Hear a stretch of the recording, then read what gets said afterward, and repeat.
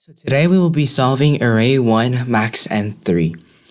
Given an array of ints length 3, figure out which one is larger, the first or last element in the array, and set all the other elements to be that value. Return the changed array.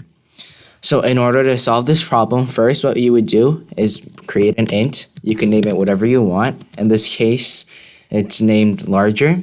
And this int will get the maximum number between the first element, which is nums0, and the last element, which is nums2.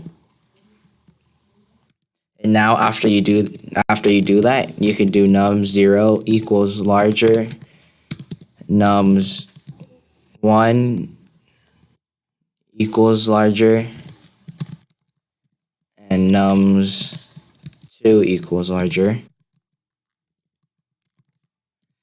And then just return nums.